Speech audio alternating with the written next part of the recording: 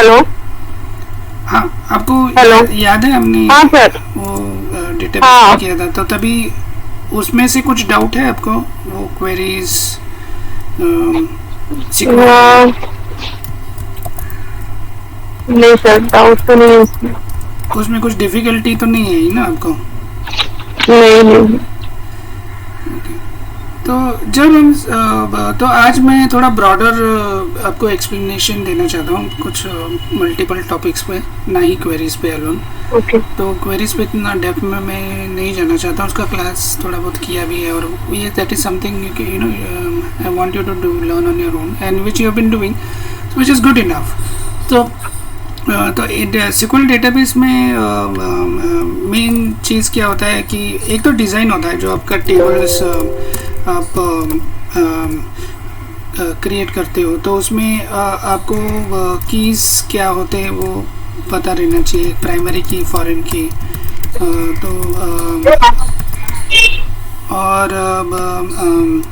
फिर उसके बाद एक बार डिज़ाइन हो जाता है तो आपको क्वेरीज इम्पोर्टेंट होता है, क्वेरीज कैसे फायर करें। फिर इसके बाद इंडेक्सिंग एक इम्पॉर्टेंट टॉपिक होता है, इंडेक्सिंग क्या होता है। फिर उसके बाद स्टोर प्रोसीजर्स क्या होते हैं, ये इम्पॉर्टेंट होता है। फिर कभी कभी यूज़र डिफाइंड फंक्शंस भी होते हैं, तो वो क्या होता है। फिर उसके बाद ट्रिगर्स होते हैं, तो वो टॉपिक भी इम्पॉर्टेंट है। फिर हाँ, तो इसके अलावा ये बेसिक्स के बाद एक बैकअप रिस्टोर कैसे करते हैं, ये इम्पॉर्टेंट हो जाता है आपको। और उसके बाद पार्टीशनिंग कैसे करते हैं, ये इम्पॉर्टेंट हो जाता है। तो पार्टीशनिंग एक्चुअली पहले आना चाहिए, वो बेसिक्स में ही आना चाहिए आपका।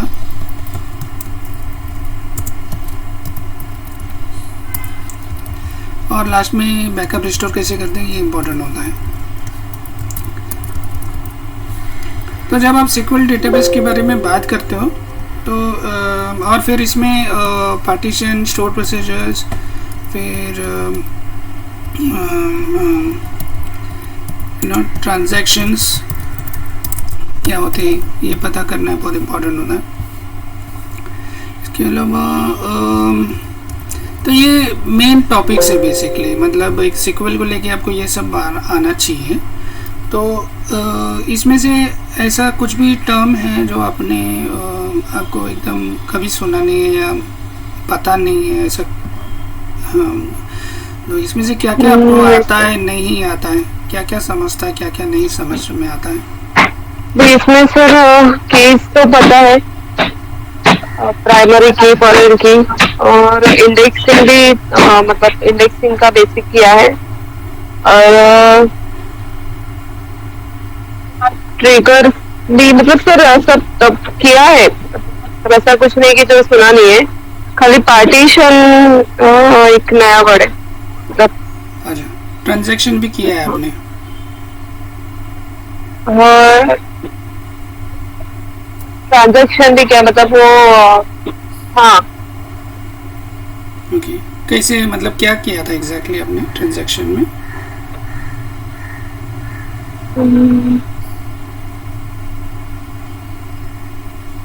सर वो मुझे नोट्स एक बार देखना पड़ेगा कि मेरे पास नोट्स है प्राइस के। खाली पार्टीशन का नहीं है, व्यूज। तो और ये कॉन्सेप्ट्स भी इम्पोर्टेंट है, views is very important. Database pipes is something that is good to know. तो ये सब टॉपिक्स पे मतलब इंटरव्यूज़ में तो इतना कॉम्प्लेक्स में जाते नहीं, लेकिन ये सब टॉपिक्स पे क्वेश्चंस आ सकते हैं आपको एक डेटाबेस को रिलेटेड। यस। ठीक है, तो जैसे तो क्वेरीज होते हैं, तो 4 टाइप्स के क्वेरीज बहुत इंपॉर्टेंट होते हैं। डीएमएस, जिसको अगर डेटाबेस डेफिनेशन लैंग्वेज बोलोगे तो उसमें आप क्रिएट डेटाबेस करते हो, फिर मॉडिफाई डेटाबेस करते हो। तो क्रिएट, फिर modify,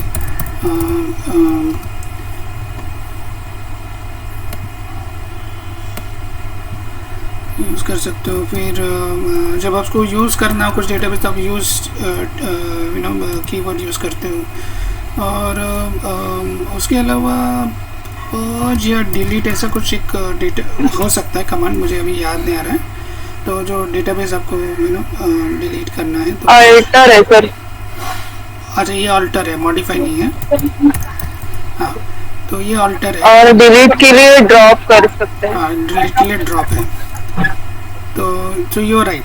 so create alter use and drop. तो इसमें आता है मैनिपुलेशन में इंसर्ट, डिलीट और अपडेट, ये तीन होता है। और सिलेक्ट एक रीड क्वेरी होता है। तो it is not manipulating any data, so that is why it is not coming under database manipulation. तो keys is actually an index only. Okay keys, तो ये आपको याद रखना है। तो इंडेक्सिंग में क्या होता है एग्जैक्टली और क्यों यूज़ होता है आपको याद है? मतलब सर डेटा को इजीली फाइंड आउट करने के लिए हम लोग इंडेक्सिंग करते हैं। मतलब अगर लार्ज डेटा है तो इंडेक्सिंग की मदद से हम लोग मतलब फास्ट वो डेटा फाइंड आउट कर सकते हैं। सो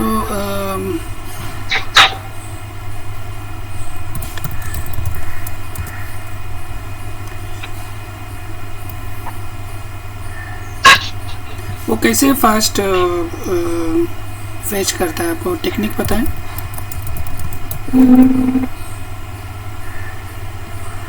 वो फास्ट कैसे होता है? अगर मैं कुछ बोल दूँ क्रिएट इंडेक्स,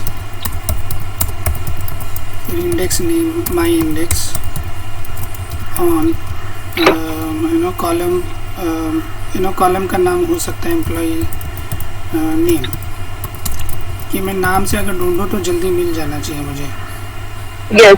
तो ये काम कैसे करता है? बिहाइंड द सीन क्या होता है? ये कैसे जल्दी चलता है?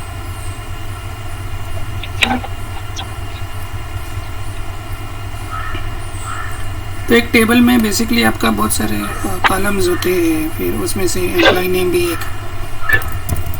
कॉलम होता है ना, yes. बराबर है।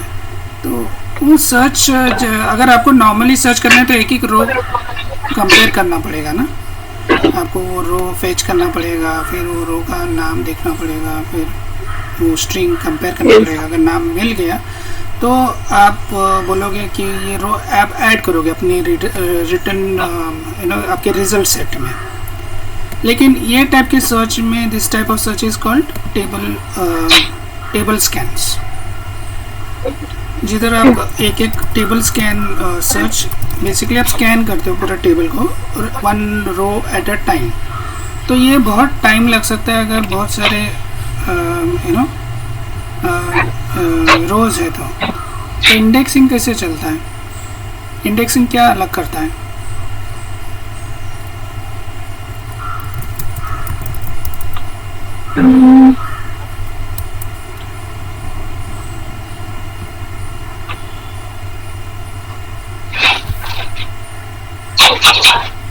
तो you are right, it is fetching faster. So indexing में क्या होता है कि एक अलग सा टेबल क्रिएट होता है जब आप ये कमांड रन करते हो। तो इसको आप एक इंडेक्स टेबल बोल सकते हो, जो आप नहीं क्रिएट करते, आप सिर्फ कमांड दे रहे हो। लेकिन इसमें दो कॉलम्स इंपॉर्टेंट होते हैं। एक तो वो कॉलम इंपॉर्टेंट होता है जिस पे आप इंडेक्स कर रहे हो। तो इसमें अभी इंडेक्स आप एम्प्लॉय नेम पे कर रहे हो तो एम्प्लॉय नेम का एक कॉलम क्रिएट हो जाएगा इधर। तो मैं छोटा कर सकता हूँ।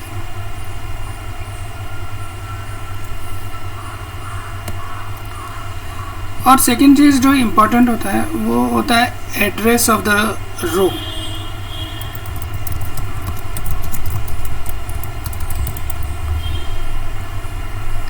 तो ये जो एड्रेस होता है ये बेसिकली आपका स्टोरेज, जो हार्ड डिस्क है, स्टोरेज एड्रेस ज़्यादातर होता है।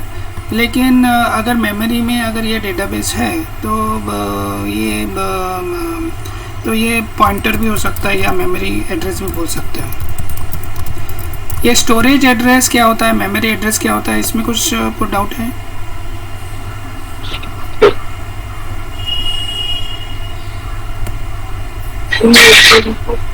स्टोरेज एड्रेस क्या होता है मुझे बोलो.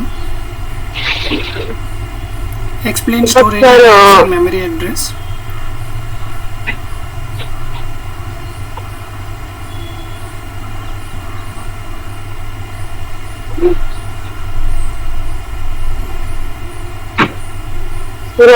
स्टोरेज एड्रेस मतलब जो डेटा स्टोर करने के लिए जो मतलब जो टेबल का जो जगह यूज होता है.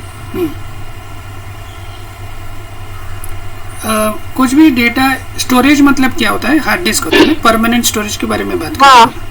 तो परमानेंट स्टोरेज एक डिस्क की तरह दिखेगा आपको कौन से भी कंप्यूटर में ज़्यादातर. इतना आपने हार्ड डिस्क देखा है कभी? हार्ड डिस्क, हाँ सर.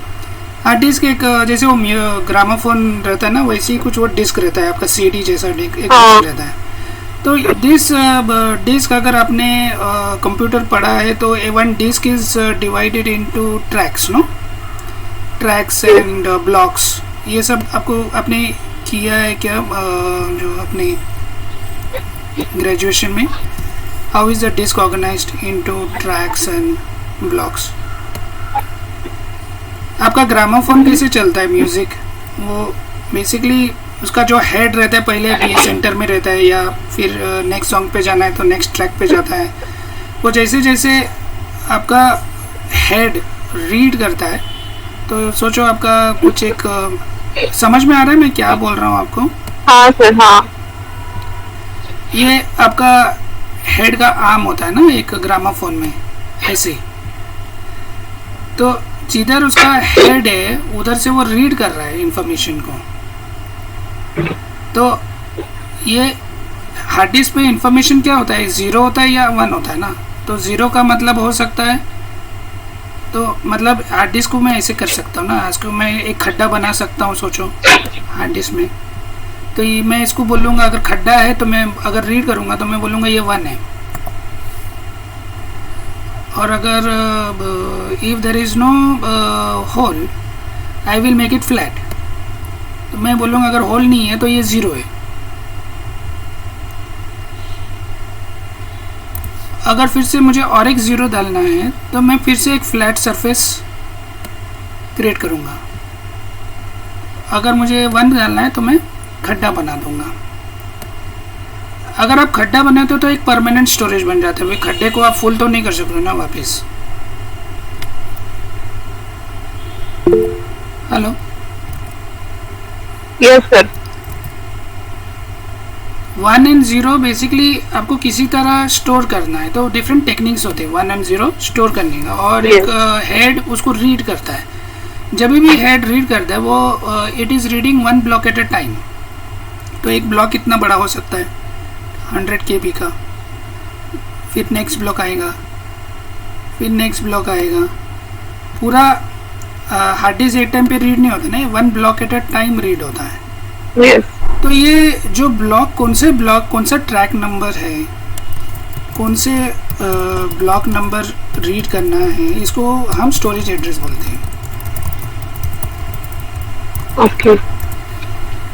क्योंकि अगर ये एम्प्लॉय नेम बहुत सारे रोज होते हैं ना, तो एम्प्लॉय नेम फर्स्ट ट्रैक में भी स्टोर हो सकता है, फर्स्ट ट्रैक के 10वें ब्लॉक में भी स्टोर हो सकता है, 10वें ट्रैक के पहले ब्लॉक नंबर में भी स्टोर कर सकता है. बराबर है ना?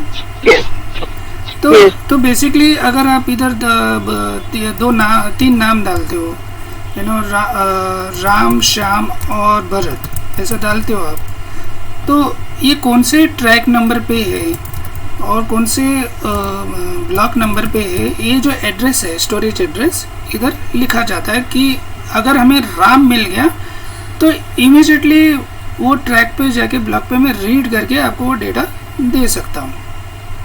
समझे ना? Yes sir. तो अल्टीमेटली अगर आपको ये सर्च करना है तो इस पे आप एक कोई भी सर्च एल्गोरिथम अप्लाई कर सकते हो. जैसे कोई भी सर्च एल्गोरिथम आपको पता है? सर्च एल्गोरिथम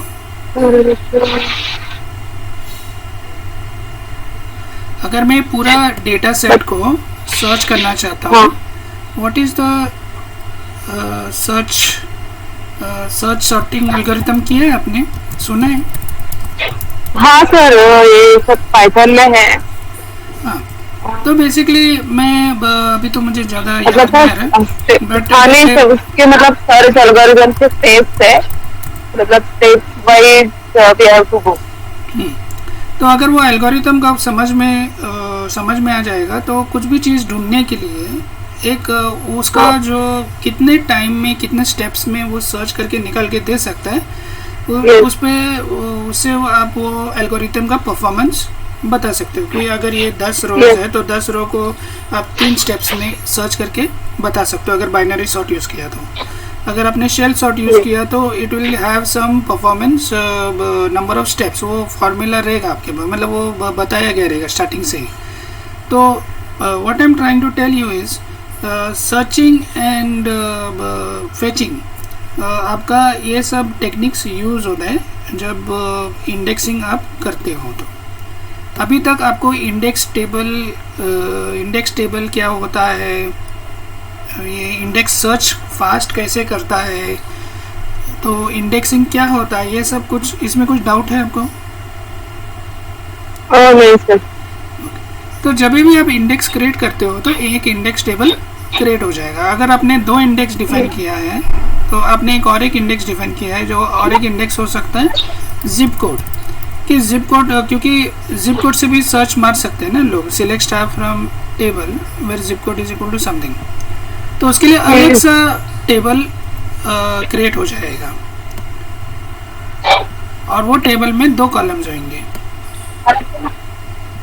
पहला कॉलम होएगा वो डेटा इटसेल्फ, तो what is the data, zip code, and what will be the second column, second column will be the address, the storage address या मेमोरी एड्रेस।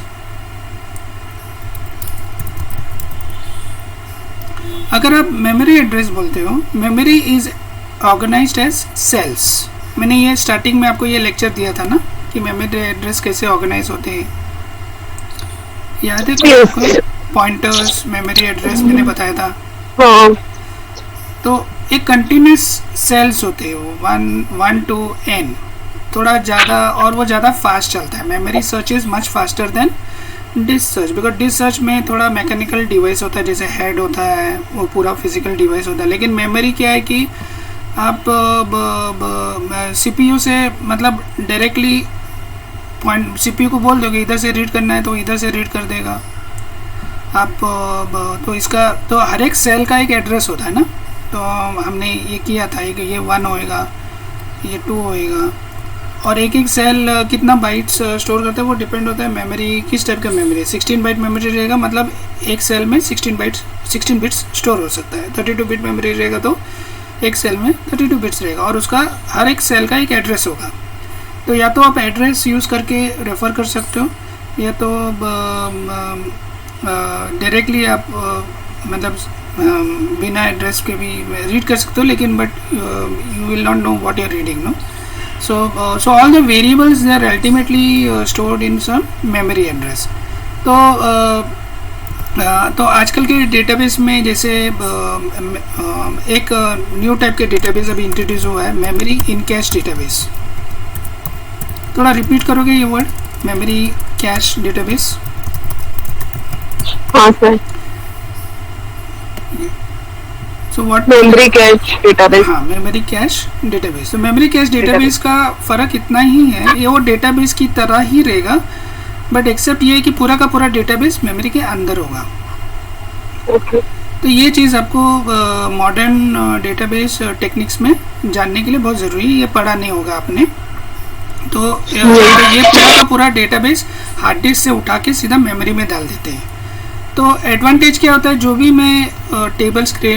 मैं operation करना चाहता हूँ मैं मेमोरी के अंदर करूँगा, तो memory operation is much faster, जैसे 10 टाइम्स फास्टर भी हो सकता है memory compare to a hard disk storage. अगर हार्ड डिस्क से आप कुछ भी डेटा फैच करना चाहोगे तो वो थोड़ा ज़्यादा टाइम लगेगा। So memory cache databases are very useful, you know, if अगर रीड ही करना है कुछ, अगर आप डेटा मॉडिफाई नहीं कर रहे हो तो it is okay to get in the memory, store it in the memory, तो वो यू नो ज़्यादा टाइम नहीं लगेगा, और फिर रिस्पॉन्स टाइम जल्दी आप डेटा वापस दे सकते हो कोई भी क्लाइंट के लिए। तो इसमें जो नाम आपको ज़्यादातर वो जो सॉफ्टवेयर आपको जो ध्यान में आएंगे वो रेडिस होगा, और मेमोरी कैश के लिए और भी है, बट फ़िलहाल अभी के लिए इतना याद रखो कि अगर सॉफ्टवेयर में कोई मेमोरी कैश ज़्यादा फेमस है वो अभी रेडिस है, और दूसरे सॉफ्टवेयर भी हो सकते हैं, मुझे याद नहीं आ रहा है. But did you understand what is the difference between your normal database and memory cache database? हाँ sir. Can you tell me, explain me what is a memory cache database?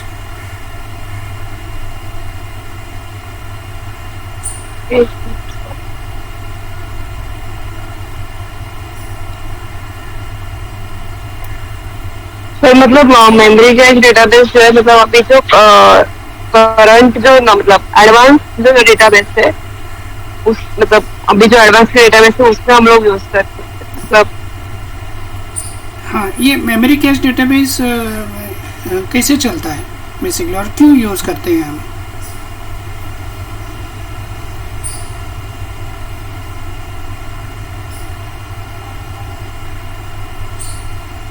आपका डेटाबेस किधर स्टोर होता है? Hard disk पे store होता है कि memory में स्टोर होता है?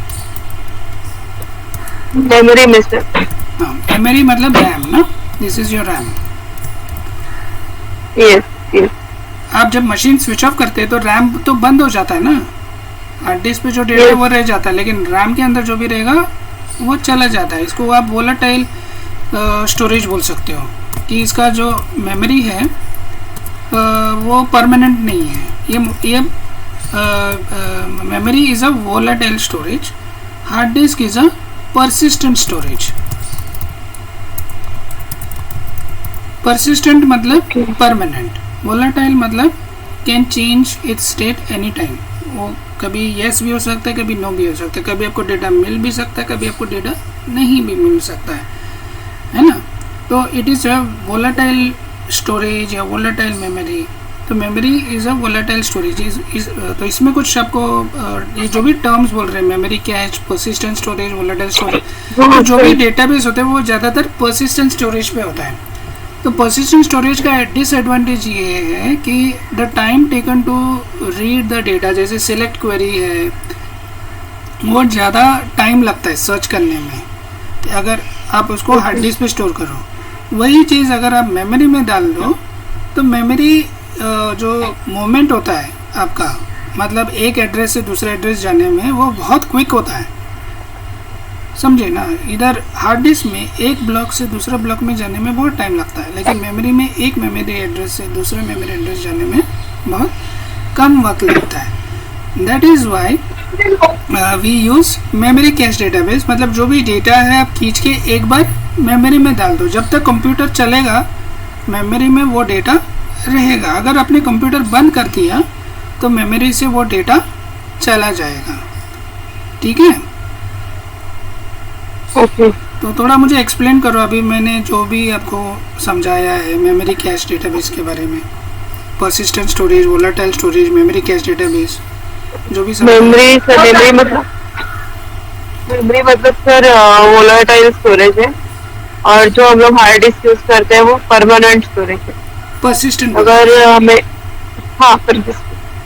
परमानेंट भी बोल सकते हो, लेकिन पर्सिस्टेंट अगर कभी सुन लिया ना कि we are using persistent storage, तो आपको इमीडिएटली ध्यान में आना चाहिए कि some type of permanent storage जो कंप्यूटर ऑफ करने के बाद भी रहेगा. परमानेंट स्टोरेज का मतलब वो होता है. और सर मेमोरी में सर्चिंग के लिए मतलब मेमोरी में सर्च फास्ट होता है as compare to hard disk. Why? हाँ,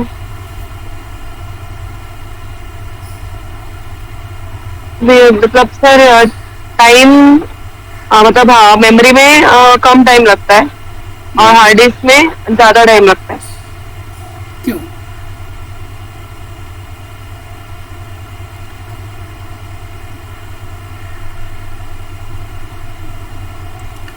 क्योंकि हार्ड डिस्क में मैकेनिकल डिवाइस है ना.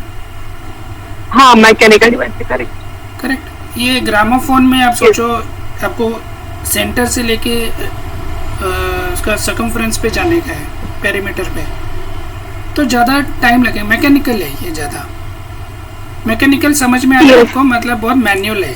कुछ एक ईंट उठा के, जैसे अगर आप ईंट उठाने का काम करते हो तो एक ईंट इधर से उठाना, फिर दूसरे ईंट पे दूसरा जगह डालना, वो बहुत टाइम कंज्यूमिंग हो सकता है अगर वो मैकेनिकल हो।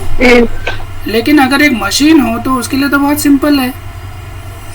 मेरे लिए मैकेनिकल मतलब फिजिकली वो करना शायद 10 मिनट लूँगा, लेकिन एक मशीन होगा तो उसके लिए मूवमेंट करना ज़्यादा फास्ट होगा। मतलब एक क्रेन की तरह होगा ना, एक क्रेन कुछ भी चीज़ को उठा के दूसरे जगह, वो 10 मिनट में वो 100 चीज़ शिफ्ट कर सकता है। ठीक है, तो सो that is all about indexing. Okay, तो इंडेक्सिंग में now memory is a volatile storage का मतलब क्या होता है?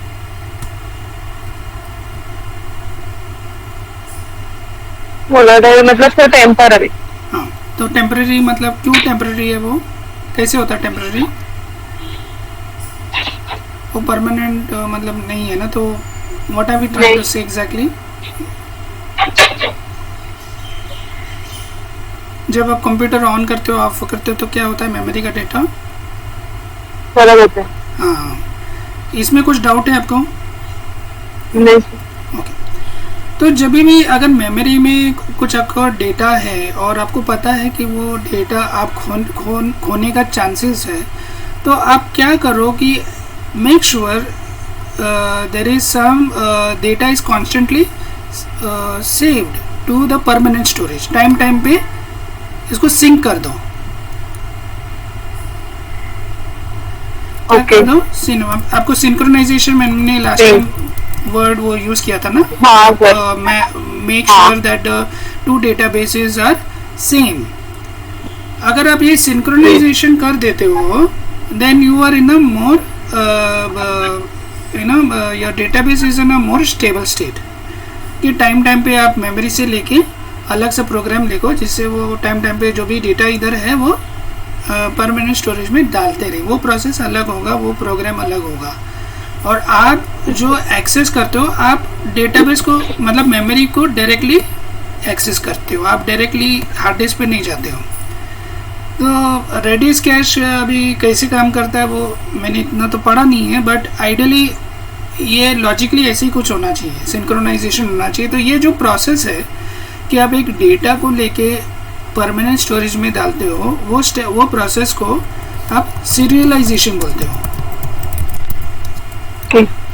हाँ, storing the temporary data on to permanent storage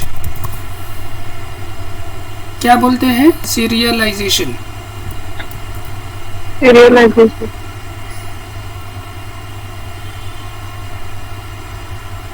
जब भी आपको डेटा उठा के वापस मेमोरी में डालना है, वो प्रोसेस ऑपोजिट होता है, तो उसको बोलते हैं डीसीरियलाइजेशन। डीसीरियलाइजेशन मतलब परमानेंट स्टोरेज से आप you shifted to temporary storage. इसमें कुछ डाउट है आपको? नहीं सर। ओके, अभी बहुत सारे टेक्स्ट हो गए इसमें, तो मैं ये थोड़ा डिलीट कर देता हूँ। आपको कुछ कॉपी करना है क्या? आप कुछ अभी इसमें, या मैं न्यू ये डिलीट कर रहा हूँ मैं, चलेगा ना? हाँ सर, चलेगा। Okay, so what is serialization? Tell me. And what is डीसीरियलाइजेशन?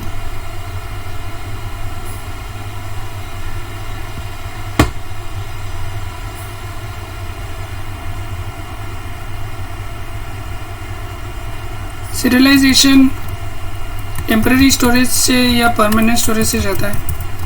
ये आपको सेव तो करना पड़ेगा ना, it's a process of saving, right? Data is saved on to permanent storage.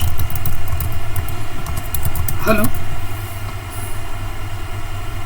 हाँ सर, समझा तो आपको? serialization, हाँ serialization में temporary to permanent जब और deserialization में opposite to serialization means permanent memory to temporary. Is stored in temporary storage. तो टेम्पररी स्टोरेज का एग्जांपल क्या है? what type of temporary storage we use in computer?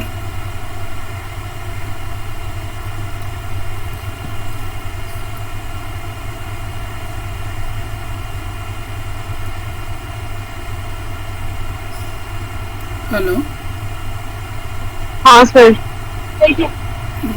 Temporary storage क्या होता है? कुछ एग्जांपल दो।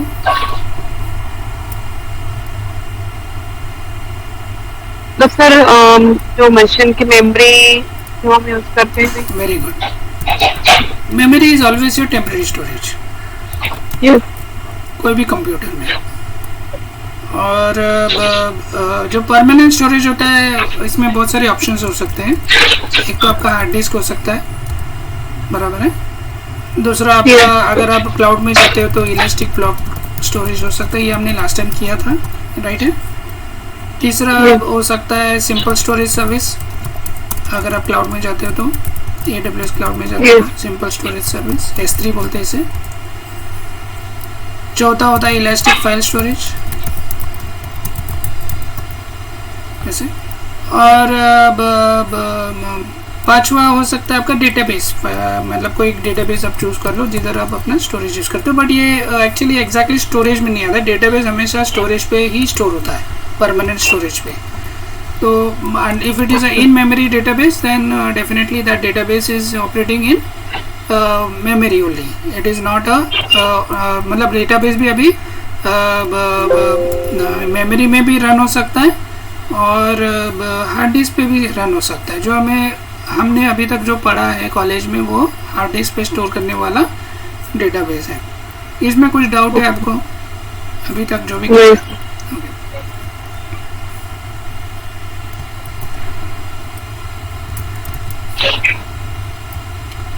So that is all about indexing. Store procedures के बारे में क्या पता है आपको? स्टोर प्रोसीजर में तो मैंने ज्यादा तो किया नहीं है स्टोर प्रोसीजर पे काम। स्टोर प्रोसीजर इज कुछ प्रोग्राम ही सोच लो, it is nothing but a program. तो usually when we fire queries एक सिंगल सेंटेंस होता है ना, जैसे select star from my table, है ना, ऐसे कुछ होता है। लेकिन कभी आपको लॉजिक अप्लाई करना हो, जैसे आपने एक जावा प्रोग्राम लिखा उसमें लॉजिक होता है ना, तो लॉजिक में जैसे को लॉजिक में क्या क्या होता है? लॉजिक में होता है डिक्लेयर वेरिएबल्स, है ना। तो जैसे मैं पहले मैं डिक्लेयर करूँगा वेरिएबल को, फिर मैं लूप भी कर सकता हूँ मैं वेरिएबल को, फिर तो और फिर मैं कुछ ऑपरेशन कर सकता हूँ वेरिएबल पे, है ना।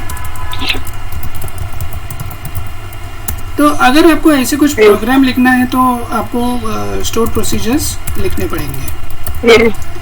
तो स्टोर प्रोसीजर कभी भी usually you can create a store procedure using create procedure. तो जैसे क्रिएट डेटाबेस होता है, आप प्रोसीजर भी क्रिएट कर सकते हो। तो माई प्रोसीजर आपने कभी क्रिएट किया है प्रोसीजर को? नहीं सर, अभी फिलहाल तो नहीं है। हाँ, तो इसमें आप फिर कितना भी क्वेरी डाल दो चलेगा, मतलब इसमें प्रॉब्लम नहीं है। तो अगर आपने ऐसे कुछ दिया है तो select star from my table, बस इतना ही डाल दिया तो भी चलेगा। तो मतलब ये स्टोर प्रोसीजर में सिर्फ एक क्वेरी फायर होगा। और ये जो अगर इसको अगर आपको एग्जीक्यूट करना है तो ऐसे नहीं होगा, वो select star from my procedure ऐसे नहीं होगा। उसके लिए आपको एग्जैक्ट कमांड यूज करना पड़ेगा, एग्जैक्ट माय प्रोसीजर। अगर आप जावा से अगर ये प्रोसीजर को कॉल करना चाहते हो ना, तो आपको ऐसे कमांड देना पड़ेगा ये जावा में। जब एक कमांड यूजुअली आप जावा में अपने database connection, database query fire किया है जावा से या कोई दूसरा प्रोग्राम से? नहीं सर, जावा से तो नहीं किया। कौन सा किस में किया है फिर? आपने प्रोजेक्ट किया था ना, आपने बोला कॉलेज में। हाँ, मैंने ASP.NET पे किया था सर।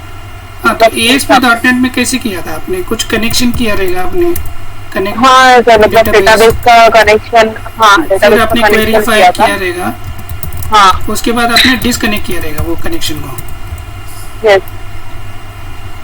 ये जो ASP.NET में आपने जो किया था, इसमें कुछ आपको क्वेश्चन है क्या?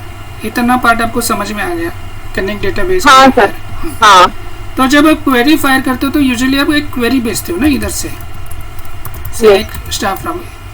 मैं जो बोल रहा हूँ, you have done all that right, it is nothing. Yes. हाँ, मैं यही बोल रहा हूँ कि इधर से अगर आपको डेटाबेस का कोई प्रोसीजर एग्जीक्यूट करना है तो कमांड ऐसे कुछ होगा। आपने वो कमांड कभी फायर नहीं किया क्योंकि आपने वो प्रोसीजर कभी लिखा नहीं ना ज़्यादा, या किया रहेगा, तो बस कमांड मैं बोल रहा हूँ कि ऐसे कमांड यूज़ करोगे।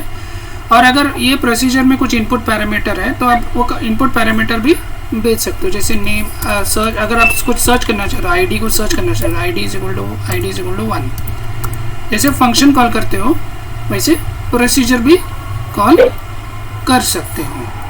तो इधर आप प्रोसीजर में आप इनपुट पैरामीटर भी डिफाइन कर सकते हो। तो मतलब क्रिएट प्रोसीजर, माई प्रोसीजर, तो इसका एग्जैक्ट सिंटैक्स अभी मुझे देखना पड़ेगा, बट ऐसे कुछ होगा वो। उसमें अगर आप पैरामीटर डालना चाहते हो तो उसमें आप आईडी करके पैरामीटर भेज सकते हो। और दूसरा एक पैरामीटर अगर भेजना चाहते हो, स्टेटस बूलियन, तो 2 पैरामीटर इनपुट पैरामीटर होगा उसका। हेलो, सुनाई दे रहा है आपको मैं क्या बोल रहा हूँ? हाँ सर, हाँ सर। और इधर जो भी आप डेटा पास यूज़ कर रहे हो, भेज रहे हो वो प्रोसीजर के अंदर, वो फंक्शन के अंदर, इधर आप सर्च करते हो select star from table where my table ID is equal to ID, semicolon. So this procedure, what it is doing, whatever ID you are passing, it is trying to replace it over here, and whatever ID you given here, that rows will be returned. Okay.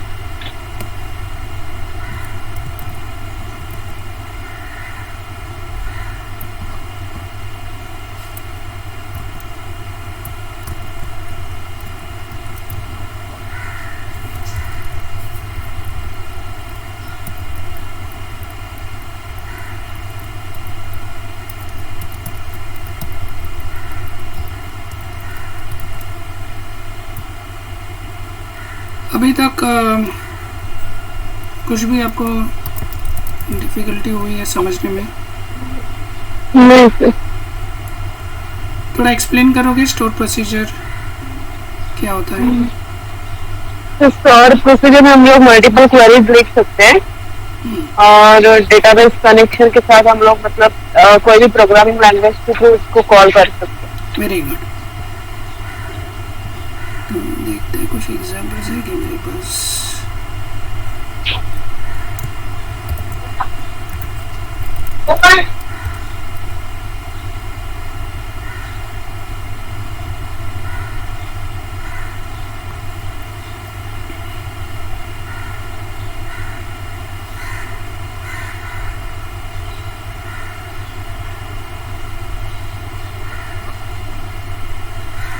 Let me connect to a database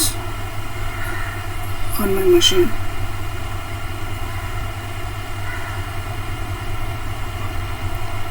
तो इसमें ये left hand side पे आपको दिख रहा है बहुत छोटा है। हाँ सर। इधर टेबल्स डिफाइन किया है, टेबल्स तो आपने किया ही है। यस। फिर इधर स्टोर प्रोसीजर्स भी है इधर। तो अगर मैं ये स्टोर प्रोसीजर को खोल के देखूं तो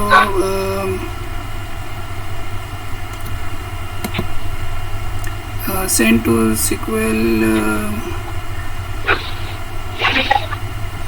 let's say I'll alter this. Okay,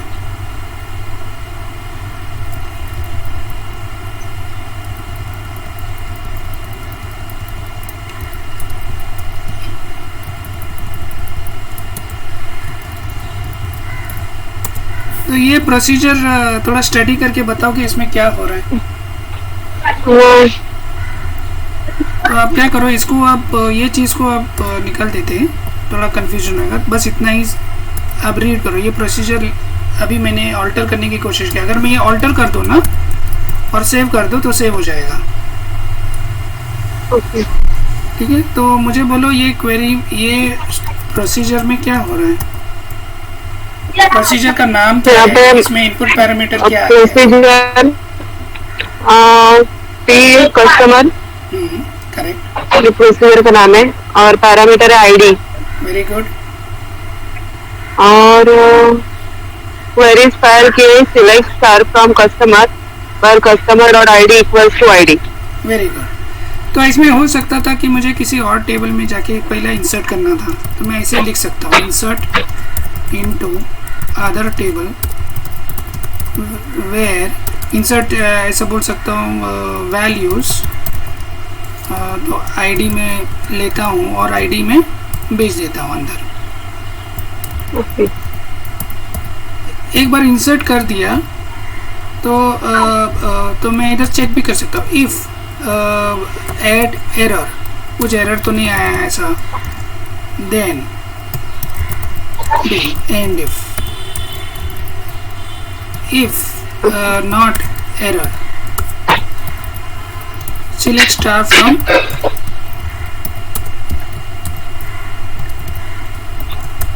this, else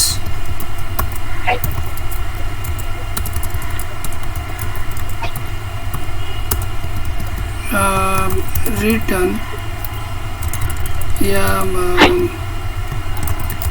return null चलेगा कि नहीं मुझे पता नहीं, चल भी सकता है, बट आपको एक आइडिया देना था, एक प्रोसीजर जैसे प्रोग्राम की तरह लिखा जाता है। इसमें कुछ आपको क्वेश्चन है, procedure, what is store procedure? नहीं सर। तो एक तो वो प्रोग्राम होता है, सेकेंड डिफरेंस होता है कि store procedure is always compiled. एक जैसे जावा प्रोग्राम आप कंपाइल करोगे तो एक डॉट क्लास फाइल क्रिएट होता है ना, तो इसमें भी स्टोर प्रोसीजर हमेशा कंपाइल्ड वर्जन होता है, तो वो ज़्यादा मशीन लैंग्वेज के नज़दीक रहता है, तो इसीलिए वो ज़्यादा जल्दी एग्जीक्यूट होता है कंपेयर टू अगर आप किसी क्वेरी को भेजते हो तो क्वेरी को वो कन्वर्ट करना पड़ता है, इंटरप्रेट करना पड़ता है कि अपनी क्वेरी में क्या भेजा, और फिर वो क्वेरी कॉम्प्लेक्स भी हो सकता है, बराबर है ना। क्वेरी में आपने कुछ जॉइनिंग किया है, select star from my table comma my table 2, for example something like this, select start from my table 1 comma my table 2, join inner join my table 1 dot id is equal to my table 2 dot id। अभी क्या है कि आप दो table के साथ खेल रहे हो और फिर इसको ये किया है, ज्वाइन किया है, फिर इसका सब रोज भी आप भेज रहे हो, तो थोड़ा कॉम्प्लेक्स टाइम लग जाएगा ऐसे क्वेरीज फायर करने में भी, क्योंकि आप दो टेबल्स के साथ आप उसको आपको वो जोड़ने का काम भी तो करना पड़ता है ना डेटाबेस को, उसके बाद ही वो ये इनर जॉइन आप जब करते हो तो उसको जोड़ना पड़ता है, वो उसका थोड़ा तो मशीन इंस्ट्रक्शंस लगेंगे, थोड़ा तो टाइम लगेगा। तो ऐसे जब आप क्वेरी फायर करते हो तो ये बहुत टाइम कंज्यूमिंग होता है, बहुत टाइम कंज्यूमिंग नहीं, मतलब एक सोच लो मतलब थोड़ा टाइम ज़्यादा ले सकता है, मतलब 1 सेकंड के बदले 5 सेकंड लगेगा, ऐसे भी हो सकता है। बट अगर यही क्वेरी अगर आप स्टोर प्रोसीजर में डालते हो तो वो कंपाइल्ड फॉर्म में होता है। कंपाइल्ड फॉर्म में एक एडवांटेज ये होता है कि वो एग्जीक्यूशन प्लान भी बना देता है। तो एग्जीक्यूशन प्लान क्या है कि वो पहले से ही ये दोनों टेबल का कुछ उसने तैयार करके रख दिया है, क्योंकि उसको पता है कि उसको पता है कि ये क्वेरी अगर मुझे जल्दी फायर करना है तो मैं कौन से स्टेप्स करूँगा। पहले मैं इंडेक्सिंग करके रखूँगा, ये हो भी इंडेक्सिंग तो ऐसे करते नहीं है विदाउट अगर अनलेस हम wing command, but indexing plan में स्टेप्स प्री डिफाइंड होता है। मतलब जैसे अगर आपको बोईसर में रहते हो, अभी बोईसर टू आपको बोरिवली आना है, तो अगर आपको मैंने स्टार्टिंग में नहीं बताया रहेगा कि आपको आना है, तो आपने डायरेक्टली क्वेरी फायर किया है, तो आप हो सकता है आप चल के आ जाए, है ना। तो चल के आने से तो ज़्यादा टाइम लगेगा। लेकिन अगर आपको पता है कि आप आने वाले हो तो मैं एक एग्जीक्यूशन प्लान बनाऊंगा। मैं बोलूँगा नहीं नहीं, मुझे ऑप्शन है कि मैं ट्रेन से आऊँगा, बस से आऊँगा, या मैं कोई बस, ट्रेन या ये जो भी व्हीकल है मैं उससे आऊँगा। आप एक प्लान बनाओगे और फिर उसमें से कौन सा रूट से ज़्यादा जल्दी आप पहुँचोगे वो रूट आप पकड़ोगे। बराबर है कि नहीं? हेलो। Yes sir. तो यही चीज़ को हम एग्जीक्यूशन प्लान बोलते हैं, जो स्टोर प्रोसीजर में इनबिल्ट होता है।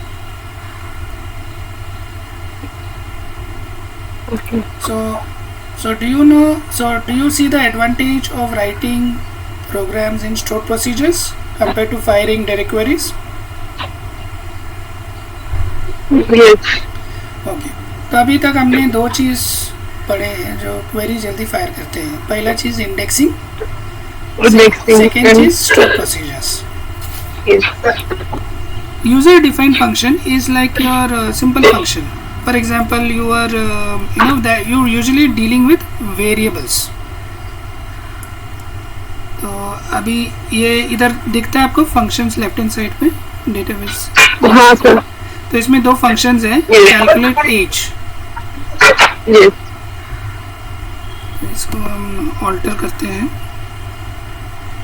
तो लगभग वैसा ही दिख रहा है आपको, ज़्यादा कुछ फर्क नहीं है, बस एक कीवर्ड फंक्शन चेंज हो गया है। इनपुट पैरामीटर है, अब ये सब निकाल दो, लगभग वैसे ही है ना, वैसे।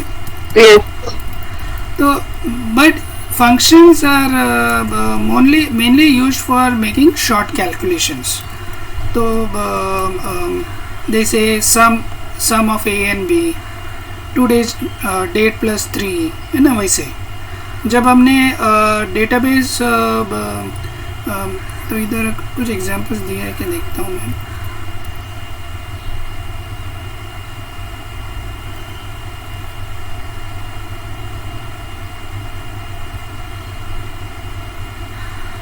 इधर एक इम्पोर्टेंट सेंटेंस लिखा है, वो थोड़ा रीड करोगे आप, क्या लिखा है? हाँ sir. A user defined function cannot use any SQL query. It can work only with variables. हाँ, मतलब आप इंसर्ट क्वेरी फायर करोगे ये सब नहीं चलेगा, इंसर्ट डिलीट अपडेट, ठीक है, वो सब करना है तो आपको स्टोर प्रोसीजर की तरफ ही जाना पड़ेगा। यस। लेकिन आपको कुछ एक रेडीमेड फंक्शन चाहिए, तो मतलब हम लोग रीयूजेबल फंक्शन लिखते हैं ना जैसे, तो फॉर एग्जांपल ऐसे कुछ हो सकता है। तो अगर मैंने कुछ फंक्शन लिखा है add A and B, okay, तो मैं ऐसे लिख सकता हूँ सिलेक्ट ऐड, इसमें एक वेरिएबल पास कर सकता हूँ 1, 2 and get ID from my table. This is, इसमें जो ऐड है वो एक्चुअली क्वेरी का पार्ट नहीं है, वो एक फंक्शन है। समझ में आया आपको? यस। तो ऐसे आप फंक्शंस को इनबिल्ट यूज कर सकते हो, रीयूज कर सकते हो, ताकि बार बार आपको ऐड नहीं करना पड़े। अगर आपको स्टोर प्रोसीजर में यूज करना है तो आप इसको स्टोर प्रोसीजर में भी यूज कर सकते हो, जैसे create procedure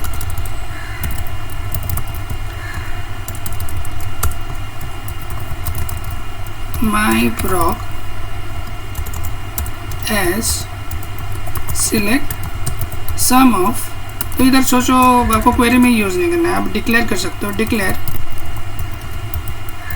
I as integer semicolon, और इधर आपने इनपुट पैरामीटर भेजा है a int b int। तो इधर आप बोल सकते हो i is equal to sum of a comma b, select star from my table where id is equal to I। तो इसमें मैंने दोनों यूज़ किया है, स्टोर प्रोसीजर भी दिखा रहा हूँ और इसमें यूज़र डिफाइंड फंक्शंस भी आप दिखाई दे रहे हो। यूजर डिफाइंड फंक्शन समझ में आ गया आपको? हाँ sir. It is a function defined by the user. What is the difference between a stored procedure and user defined function? Tell me.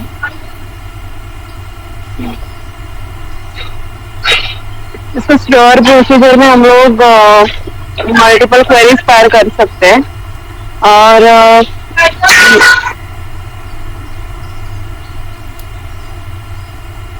Sir user defined function सिर्फ शॉर्ट कैलकुलेशन के लिए use करते हैं।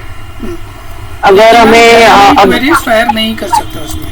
हाँ, डीएमएल क्वेरीज फायर नहीं कर सकते। Procedure और मैनिपुलेशन क्वेरीज। हाँ, मतलब इंसर्ट डिलीट अपडेट ये नहीं। इंसर्ट अपडेट डिलीट, हाँ। और फिर फंक्शन हम लोग स्टोर प्रोसीजर मतलब प्रोसीजर के अंदर भी कर सकते हैं। तो ये सब डेटाबेस ना थोड़ा क्यों बनाया गया है? थोड़ा फास्ट बनने के लिए। क्योंकि हम इतने पूरा का पूरा बिजनेस लॉजिक हम उठा के हम जावा में क्यों लेके, अगर हम डेटाबेस में बहुत कुछ कर सकते हैं स्टोर प्रोसीजर तो उधर ही लिख देंगे ना वैसे। तो अगर आप SQL सर्वर यूज़ करते हो जो माइक्रोसॉफ्ट का है तो उसमें तो .NET फ्रेमवर्क का कोड भी यूज़ कर सकते हो। जैसे आपने VB का कोड यूज़ किया रहेगा ना, तो VB.NET का प्रोग्रामिंग भी आप एक स्टोर प्रोसीजर के अंदर यूज़ कर सकते हो। तो इतना उसका पावर है SQL सर्वर का। तो यूज़र डिफाइंड फंक्शंस, तो ट्रिगर्स बेसिकली कुछ भी आप जैसे अभी प्रोसीजर आप क्रिएट प्रोसीजर बोलते हो, यूज़र डिफाइंड फंक्शन बोलते हो, क्रिएट फंक्शन, तो ऐसे ही आप क्रिएट ट्रिगर भी कर सकते हो। तो ट्रिगर का मतलब क्या है कि एक ट्रिगर कभी होता है, मतलब एक जैसे आप गन का ट्रिगर दबाते हो ना, हेलो, तो ट्रिगर का मतलब है कि कुछ चीज़ कोई किसी ने आपने वो ऑटोमेटिक चालू नहीं होएगा, किधर किसी ने कुछ कर दिया है जिसको आप इवेंट बोलेंगे। Something has happened somewhere. Trigger हमेशा इवेंट से कनेक्टेड होता है, ठीक है।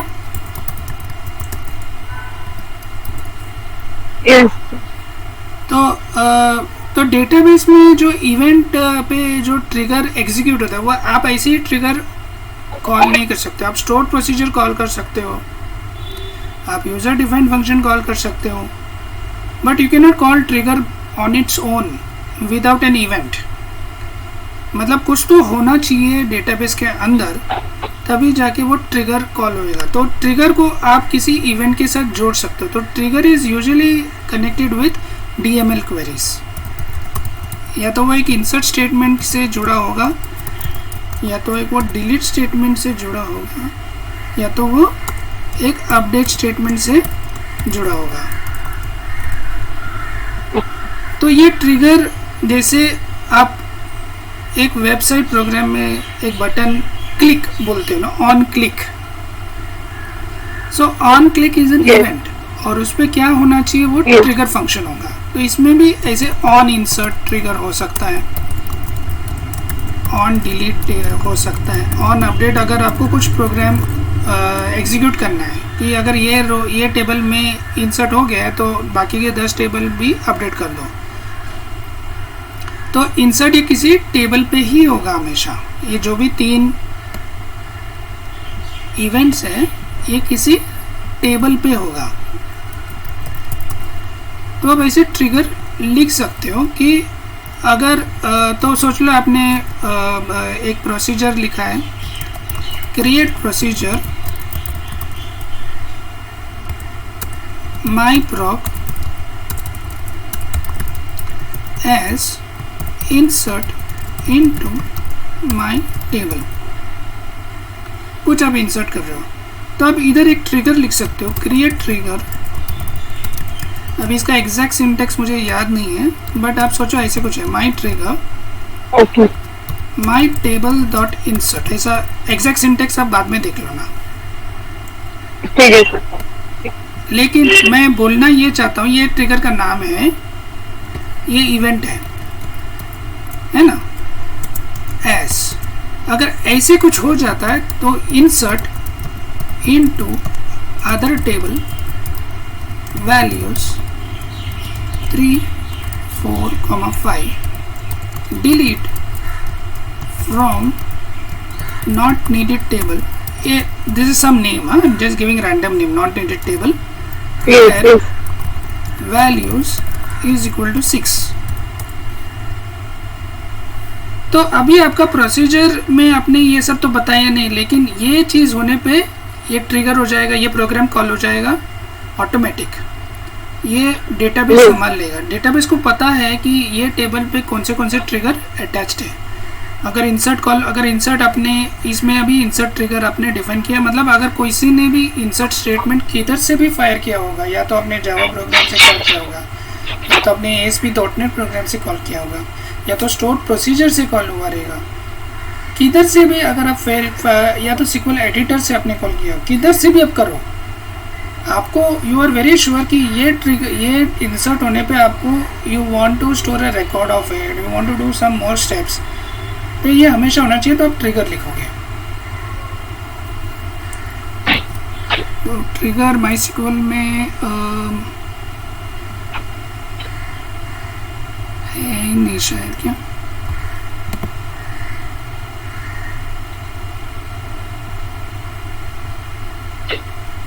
मुझे ट्रिगर दिख नहीं रहे इधर MySQL में, बट SQL सर्वर में ट्रिगर रहता है, बट इधर तो नहीं है। MySQL थोड़ा देख सकते हैं, सर्च मार सकते हैं।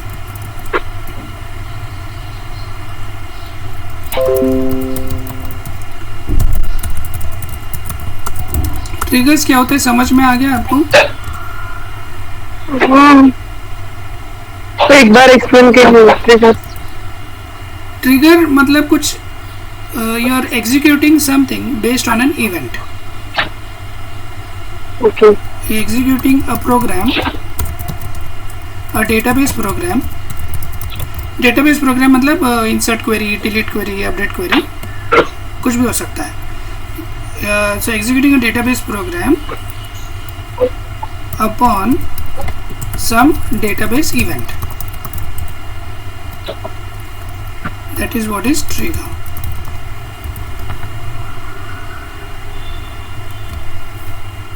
It will not execute on its own. You require some database event and database manipulation event बोल सकते हो।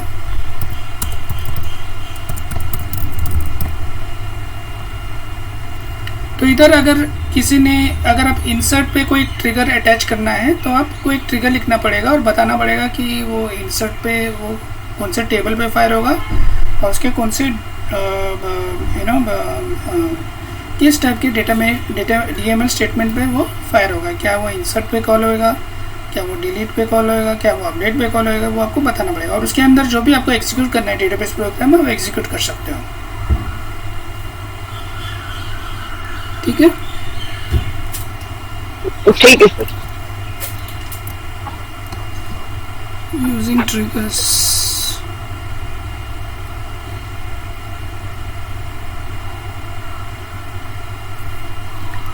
देखो इधर लिखा है उन्हें, ए trigger is a name database object that is associated with a table and then activates when a particular event occurs for the table. Okay. Trigger syntax इधर दिखाया है, तो ट्रिगर है MySQL में, पता नहीं वो क्यों नहीं दिखा, बट आप क्रिएट कर सकते हो।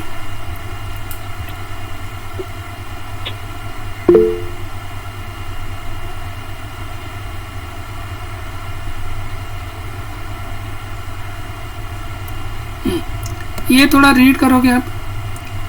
मैं थोड़ा बड़ा कर देता हूँ अगर। हाँ। ये सिंटैक्स है, ये सिंटैक्स क्रिएट ट्रिगर में क्या हो रहा है, थोड़ा रीड करके बताओ कि क्या हो रहा है। Create trigger, insurance plus sum before insert an account for each row set sum equals to sum plus new dot amount. ये इसमें क्या हो रहा है? इवेंट क्या है? ट्रिगर का नाम क्या है? कौन से इवेंट पे फायर होगा वो बताओ मुझे। ये जो कॉलम है इंश्योरेंस सम, ये कॉलम नहीं है, ये ट्रिगर का नाम है। जैसे आपने क्रिएट प्रोसीजर माई प्रॉक बोला ना, सॉरी, हाँ ये ट्रिगर का नाम है, क्रिएट ट्रिगर इन सम। इंस मतलब इंसर्ट, इंसर्ट सम, ओके, तो that is a trigger name. अभी ट्रिगर किस चीज पे ट्रिगर होगा, किस टेबल पे ट्रिगर होगा ये? और सेट सम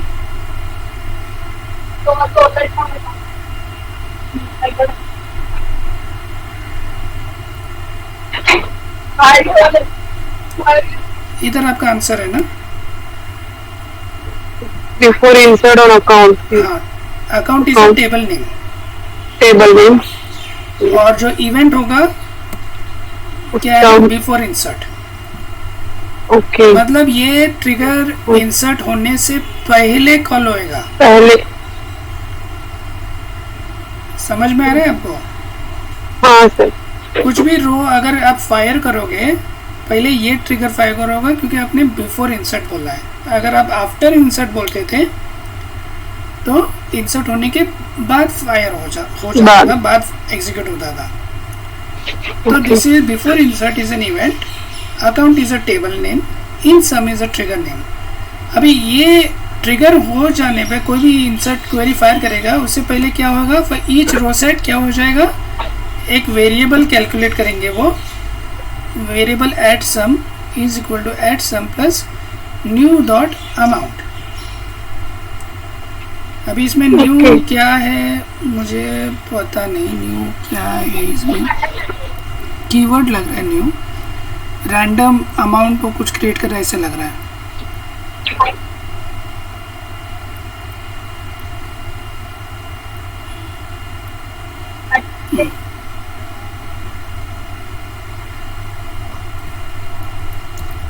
देखो इधर कैसे उसने कैलकुलेट यूज किया ट्रिगर को, देखा?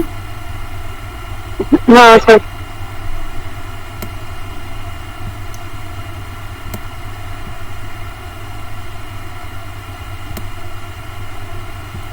वो सम इसको किधर से आता है? इधर sum is equal to 0, but आप ये देखोगे सम इज इक्वल टू 1852। कैसे उसने ये सम लेके आया? वो तो सर, क्योंकि आपने इंसर्ट क्वेरी फायर किया था ना, हाँ इंसर्ट, तो जो भी उसने अपने वैल्यूज भेजा है उसने वो वैल्यूज के लेके सम कर दिया है बिफोर इंसर्ट, और फिर वो इसमें उसने अपडेट कर दिया add sum is equal to add sum. अगर आपने 3 बार कॉल, 3 वैल्यूज आपने भेजा, जो भी वैल्यूज भेज रहे हैं सबको ऐसे लग रहा है वो कुछ तो वो एडिशन कर रहा है या कुछ तो कर रहा है वो ऐसे।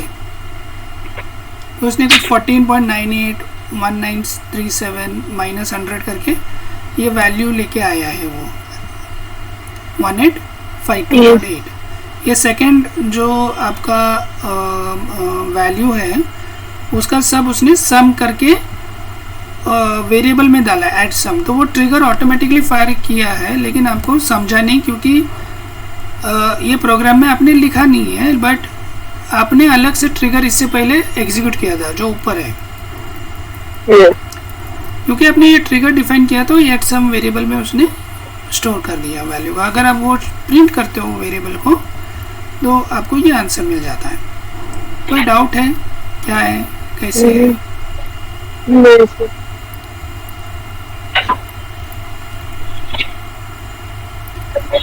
ये थोड़ा पढ़ के बताओगे इसमें क्या हो रहा है?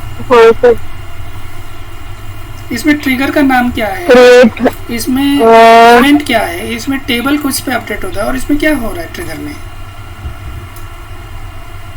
तो इसमें ट्रिगर का नाम है अपडेट चेक, वेरी गुड। और बिफोर अपडेट ये इवेंट है। हाँ, तो वो कभी फायर होगा? बिफोर, हाँ, मतलब अपडेट क्वेरी होने से पहले। हाँ।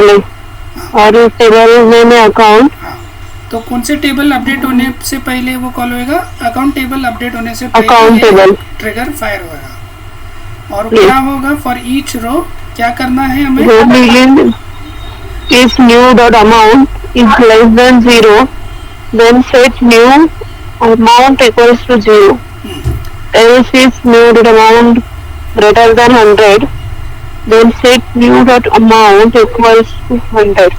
हाँ, अभी मुझे समझा न्यू क्या है। बेसिकली न्यू वो रो का ये है, पॉइंटर है वो, मतलब जो भी रो आप अपडेट करते हो ना, updates my table something something something, that is called new रो।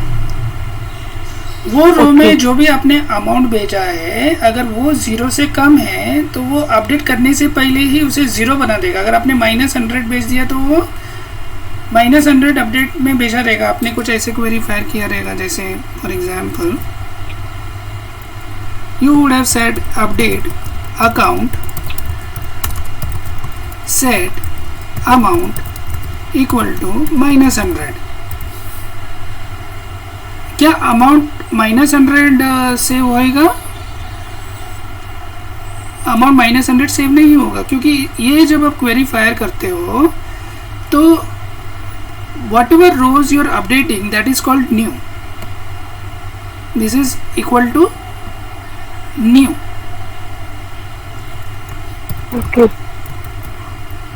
मतलब ये रेफरेंस पॉइंट है। अभी अगर आप बोलोगे न्यू डॉट अमाउंट,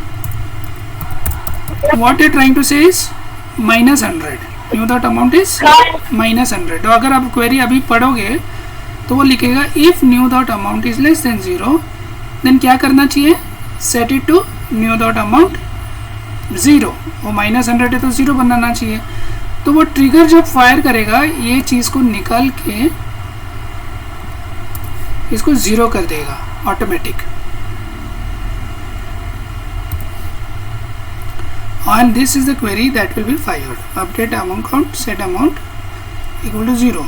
अगर आपने 1000 भेजा है, आपने स्टार्टिंग में आपने जब क्वेरी अपडेट क्वेरी फायर किया तो अपडेट क्वेरी आपका ऐसे था, क्योंकि ये 100 से ऊपर है वो ट्रिगर फायर हो जाएगा। और ट्रिगर क्या करेगा, ये अमाउंट को निकाल के उसे 100 बना देगा, क्योंकि वैसे आपने प्रोग्राम ही लिखा है if new amount greater than 100 then new dot amount is 100। इसमें कुछ डाउट है, क्या हो रहा है, कैसे चलता है ट्रिगर?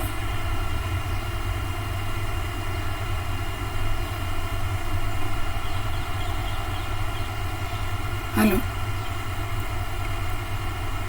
नहीं sir. Okay, so that is all about triggers।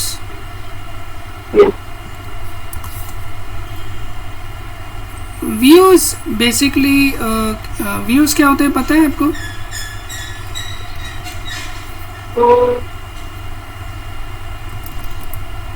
Views मतलब हम लोग मतलब हमारा जो टेबल है उसका हम लोग वर्चुअल टेबल जनरेट कर सकते हैं, मतलब जो टेम्पररी है।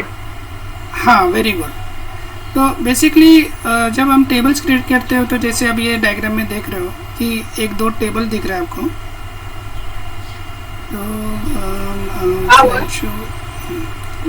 तो इसमें जो 2 टेबल दिखते हैं ये माई टेबल 1 है और माई टेबल 2 है।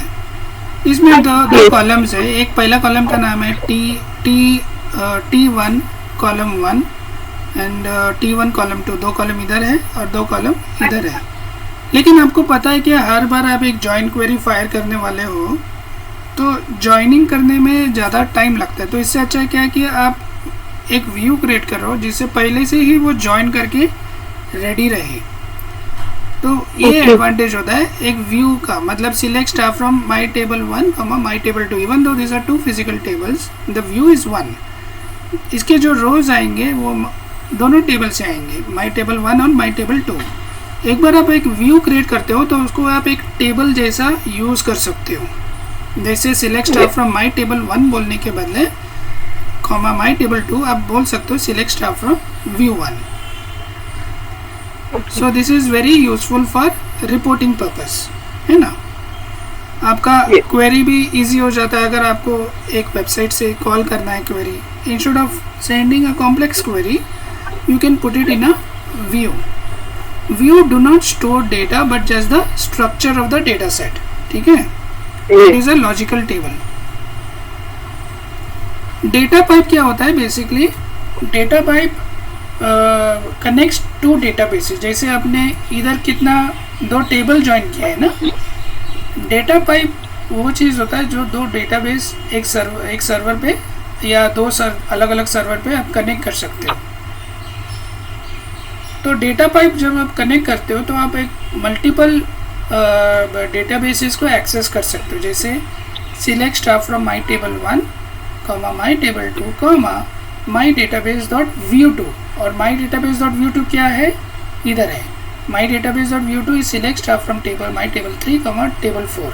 तो इधर आपने 2 डेटाबेसेस को ज्वाइन किया है और 2 टेबल इधर है, 2 टेबल उधर है, सबको ज्वाइन करके उसका पूरा रोज रिटर्न कर रहे हो. तो 2 डेटाबेस को आपने डेटा पाइप यूज़ करके उसको कनेक्ट कर दिया है. तो वो एक ज्वाइन की तरह आप यूज़ कर सकते हो, मतलब उधर रेफरेंस कर सकते हो. अगर आप इधर से माई डेटाबेस 2 बोलोगे तो पाइप के थ्रू वो पूरा डेटा खींच के लेके आ जाएगा.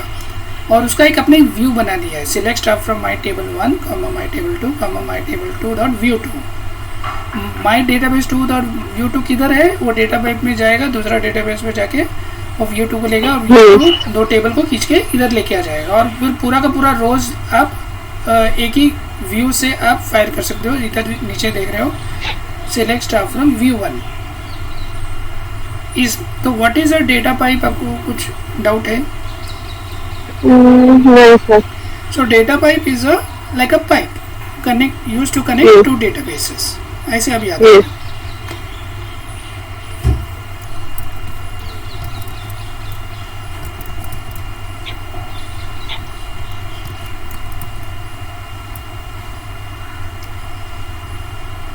तो व्यूज हो गया, डेटाबेस पाइप्स हो गया. What is transactions? So what is a transaction? Basically refers to asset properties. तो ये इंटरव्यू में हम लोग पूछ सकते हैं, explain the asset properties of a transaction. तो बेसिकली ट्रांजैक्शन जब आप जब बहुत सारे यूजर्स एक ही टाइम पे डेटाबेस को एक्सेस करते हैं, जैसे एक वेबसाइट पे बहुत सारे लोग आते हैं तो सब लोग अपना एक अकाउंट क्रिएट करते हैं, तो वो साइमल्टेनियसली बहुत कुछ साथ में होता है. बट एक तो उस केस में अगर आप एक रो पे साइमल्टेनियसली 2 जन अपडेट कर रहे हैं, किसी ने फायर किया है update my table and set amount is equal to 100, ऐसे किसी ने लिख दिया है. एक आपके वेबसाइट पे एक यूज़र है, उसने कुछ पेज अपलोड सेव किया, तो उसकी वजह से वो क्वेरी फायर हो गया. तो उसकी वजह से ये क्वेरी फायर हो गया कि update my table set amount equal to 100. फिर दूसरा कोई यूज़र उसी टाइम पे सेम क्वेरी फायर करता है, बट उसने क्या लिखा है कि set amount is equal to 1000. तो अभी 100 अपडेट होगा या 1000 अपडेट होगा? तो ये चीज़ जो साइमल्टेनियसली होता है, तो इसको एक सीक्वेंस में डालने के लिए, मतलब कि दोनों चार्ट में ना हो, इसको आप ट्रांजैक्शन पे लॉक कर सकते हो कि जब एक ट्रांजैक्शन होता है तो दूसरा चीज़ नहीं चलेगा, एक टाइम पे एक ही ट्रांजैक्शन चलेगा. तो पहले या तो वो 100 होगा, उसके बाद वो 1000 हो जाएगा, या तो वो पहले 1000 हो जाएगा बाद में 100 हो जाएगा. वो टाइमिंग पे डिपेंड करता है, लेकिन एक ही टाइम पे दोनों साथ में नहीं होगा. जब अब एक ट्रांजैक्शन होता है तो जब ट्रांजैक्शन शुरू होने से पहला हो सकता है ये अमाउंट 50 था रो के अंदर, कोई तीसरा बंदा आगे आके बोलता है select star from my table select amount, तो वो ट्रांजैक्शन शुरू होने से पहले जो उसको वैल्यू मिलेगा वो होगा 50. ट्रांजैक्शन शुरू होने के बाद वो वैल्यू नहीं मिलेगा जब तक ये एंड नहीं होता है ट्रांजैक्शन का भी एक बिगिन होगा और एंड होगा। एक बार एंड हो जाता है तो एक तरह का, अगर आपने कमिट कर दिया है, इसको कमिट ट्रांजैक्शन कर दिया मतलब सेव कर दिया है। एक बार एक कमिट हो जाता है तो परमानेंट रिकॉर्ड हो जाता है। जब तक ये कमिट स्टेटमेंट आपने एग्जीक्यूट नहीं किया है, वो सिलेक्ट स्टेटमेंट 50 ही रिटर्न करेगा। एक बार आप कमिट कर देते हो तो select amount from my table या तो 100 रिटर्न करेगा या तो 1000 रिटर्न करेगा, डिपेंड किस which user was able to start the transaction first. कुछ डाउट है इसको आपको, ये ट्रांजैक्शन क्यों यूज होता है? नहीं sir.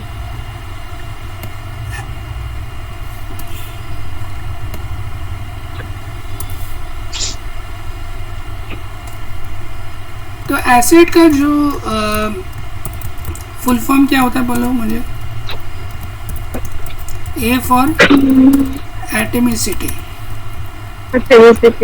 C for consistent, I for isolation, D for durable.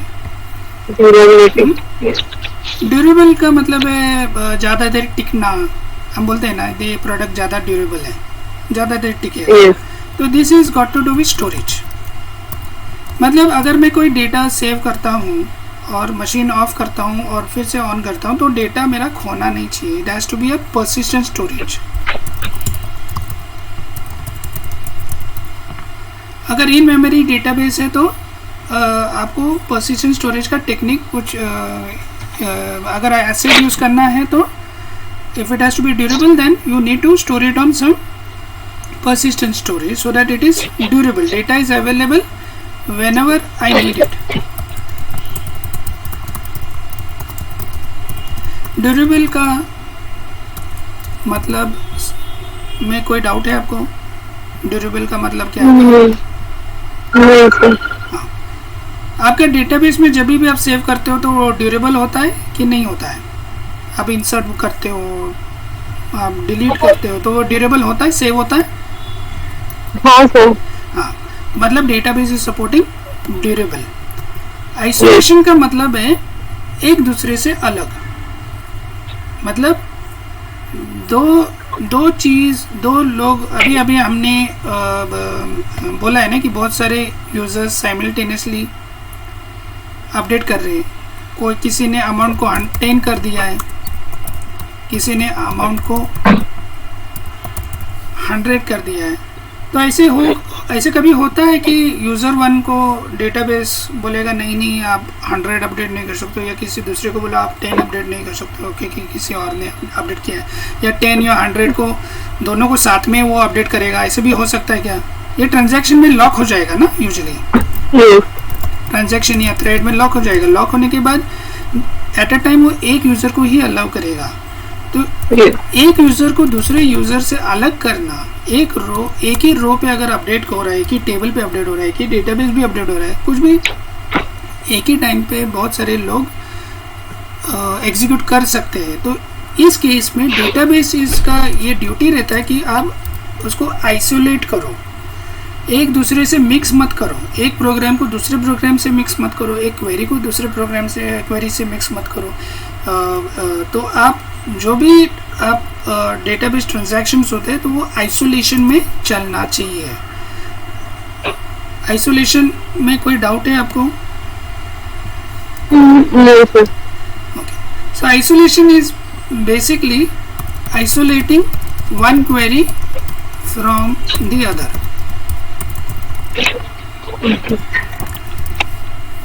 एक ने इंसर्ट कर दिया, दूसरे ने तो डिलीट कर दिया, तो प्रॉब्लम एक ही टाइम पे वो तो रन नहीं हो सकता ना, लेकिन दोनों रन तो होना चाहिए। तो उसको डेटाबेस बेसिकली एक मतलब पहले वो इंसर्ट या तो रन करेगा, उसके बाद वो डिलीट रन करेगा, या तो पहले डिलीट रन करेगा बाद में इंसर्ट रन करेगा, लेकिन वो दोनों आइसोलेशन में चलेंगे और दोनों चलेगा।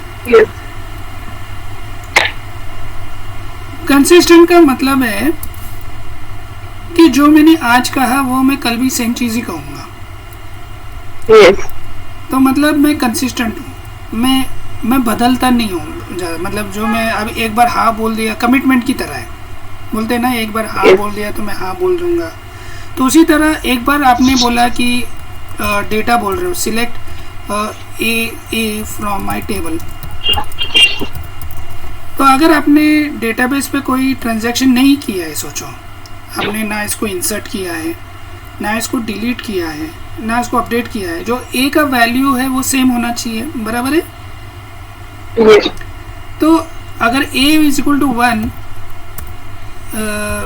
10 बजे अगर ए इज इक्वल टू 1 बोलते हो, तो 12 बजे आके ए इज इक्वल टू 12 नहीं होना चाहिए। अगर मैंने इंसर्ट अपडेट डिलीट नहीं किया तो ए इज इक्वल टू 1 ही रहना चाहिए, ठीक है। तो इसके मतलब होता है कंसिस्टेंसी। हमने ये वर्ड लास्ट टाइम यूज किया था, इवेंचुअल कंसिस्टेंट। मतलब अगर दो डेटाबेस का कॉपी बनाते हो, सेम डेटाबेस का कॉपी बनाते हो, आप डुप्लीकेट बना देते हो, तो वो डेटाबेस, दोनों डेटाबेस कंसिस्टेंट होना चाहिए। एक डेटाबेस में मैं क्वेरी फायर करूंगा तो उधर से ए इज इक्वल टू 1, दूसरा टेबल में सेम क्वेरी फायर करूंगा तो ए इज इक्वल टू 10 नहीं आना चाहिए, तो वो नॉट कंसिस्टेंट हो जाएगा। बात समझ में आ रही है आपको? Yes. ओके, तो that is the meaning of consistent. Eventually consistent, लेकिन कभी क्या क्या होता है कि ये एसिड प्रॉपर्टी फॉलो नहीं करता है, क्योंकि ये डिस्ट्रीब्यूटेड डेटाबेस में प्रॉब्लम होता है। एक डेटाबेस का कॉपी इंडिया में, दूसरा डेटाबेस का कॉपी आपका यूएस में। तो यूएस में अगर डेटाबेस बहुत बड़ा है तो उसको कंसिस्टेंट बनाने में टाइम लगता है, सिंक्रोनाइज करने में टाइम लगता है। तो वो इवेंचुअली कंसिस्टेंट हो जाएगा, लेकिन इमीडिएटली नहीं होगा, तो इसीलिए उसे इवेंचुअली कंसिस्टेंट बोलते हैं हम। तो eventually consistent is not following the properties of acid perfectly. और एटमिसिटी का मतलब है कि या तो सब कुछ करो या तो कुछ मत करो, वैसे समझे? Yes. या तो अगर किसी ने आपको प्लेट पे दाल भी दिया है, भाजी भी दिया है, या तो आप सब कुछ खाओ या तो कुछ भी मत खाओ, ऐसे। या मतलब आप ऐसे नहीं हो सकते थोड़ा दाल खा लिया अभी आप ना बोल सकते, अभी आप पीछे हट सकते हो, नहीं। एक फुल ऑन कमिटमेंट होता है for all the steps, committing all the steps of the database program. तो अगर आपने इधर इंसर्ट कर दिया है, इंसर्ट अ रो, उसके बाद आपने डिलीट अनदर रो किया है, अगर होना है तो दोनों का होना है, मतलब इंसर्ट भी करो और कोई और रो डिलीट भी करो। अगर इसमें से एक का क्वेरी भी चला नहीं फॉर सम रीज़न, वो डेटाबेस बंद था आपका, या टेबल फुल हो गया है तो उसमें और जगह नहीं है, अगर इंसर्ट क्वेरी चला नहीं तो डिलीट क्वेरी भी नहीं चलना चाहिए। एटम एक यूनिट है, उसको आप डिवाइड नहीं कर सकते हो, समझे? या तो वो पूरा का पूरा एक ही यूनिट है या तो नहीं है बिल्कुल। या तो आप सब स्टेप्स करो या तो एक भी स्टेप मत करो, रिवर्स कर दो जो भी किया है आपने। इंसर्ट जो अगर इंसर्ट किया और डिलीट नहीं किया तो इंसर्ट को वो निकाल के वापस से ओल्ड स्टेट में लेके आ जाओ, डेटाबेस का ओल्ड जो रो था उसको वो रखो। इसमें कुछ डाउट है आपको? नहीं सर। तो बेसिकली आप स्टोर प्रोसीजर में ये ट्रांजैक्शन यूजुअली लिख सकते हो। बिगिन ट्रांजैक्शन,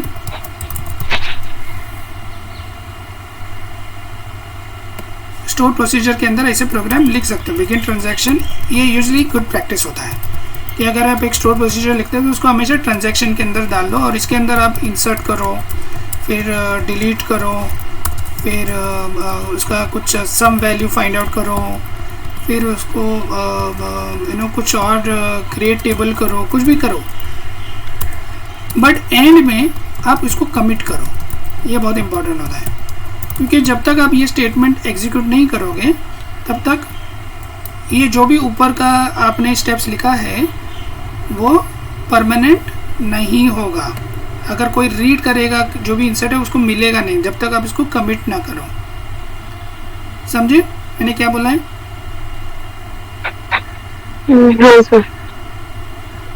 तो ये 3 keywords, begin transaction, and transaction, commit transaction important है। इसके अलावा जो चौथा इंपॉर्टेंट है वो है रोल बैक ट्रांजैक्शन। अगर आपको कमिट नहीं करना है फॉर सम रीज़न, आपको वो sum, if sum is equal to, आप ऐसे लिख सकते हो इधर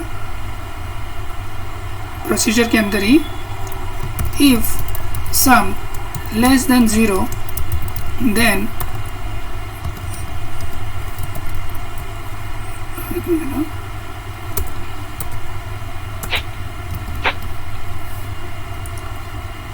then rollback transaction.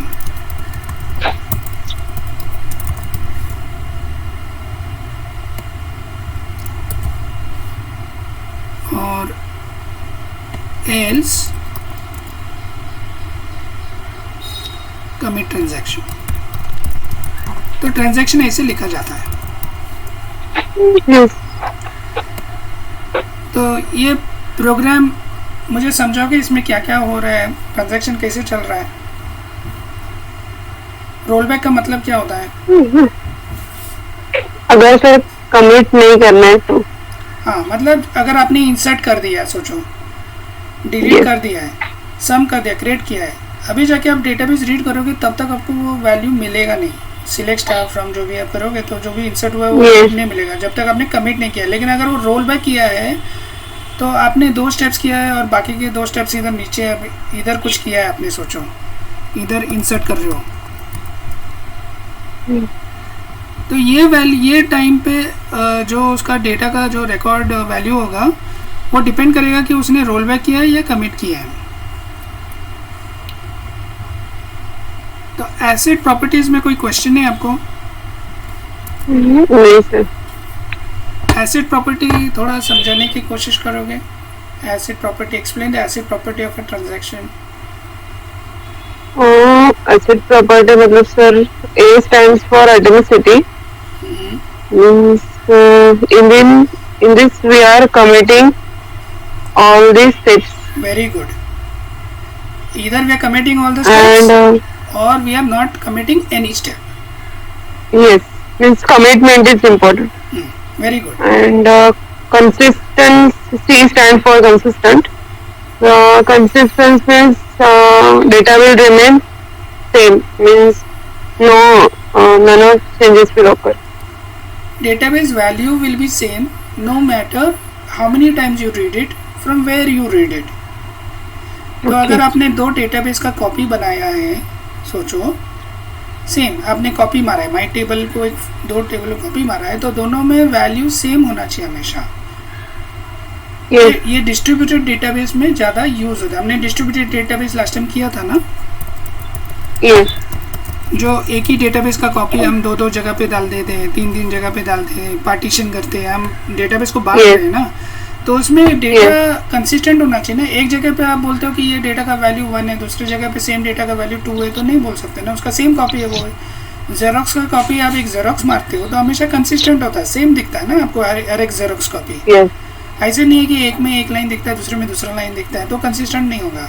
तो that is the meaning that the data is the same everywhere, same data is the same everywhere, no matter where you read it. Isolation. And isolation means isolating the query from one query from other query. Very good. और durable का मतलब? Durable means if ये product durable है, तो मैं बोलना क्या चाहता हूँ कि ये जो चीज़ मैंने, ये परमानेंट है। परमानेंट किस चीज़ से जुड़ा हुआ है? स्टोरेज से लेके ना। yes. मतलब मैं कल को आके डेटा पूछूं तो सेम डेटा मिलना चाहिए ना मुझे। yes. आप बोल नहीं सकते मेरा मशीन को कुछ हो गया, ऐसा नहीं। मेरे मशीन पे मैंने आपको स्टोर करना था डेटाबेस में, परसिस्टेंट स्टोरेज यूज करके हार्ड डिस्क पे स्टोर करना था।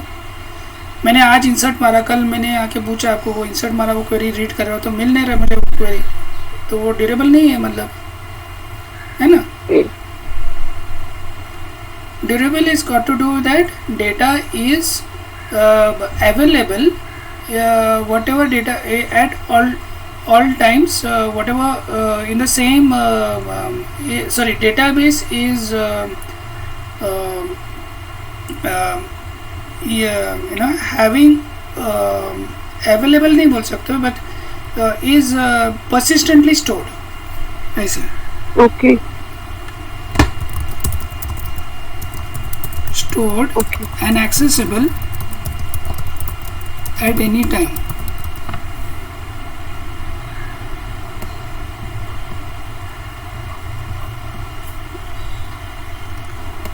तो ये क्वेश्चन आ सकता है एसिड पे भी आपको इंटरव्यू Okay. में. तो डेटाबेस में ये सब पार्टीशन ऑलरेडी कर दिया है हमने कि एक कॉलम को पार्टीशन करते हो डिस्ट्रीब्यूटेड डेटाबेस में. शार्डिंग हमने किया है. बैकअप रिस्टोर मतलब पूरा का पूरा डेटाबेस एक फाइल में स्टोर होता है, फिर उसको आप वही फाइल को रीड करके पूरा डेटाबेस क्रिएट कर सकते हो. यस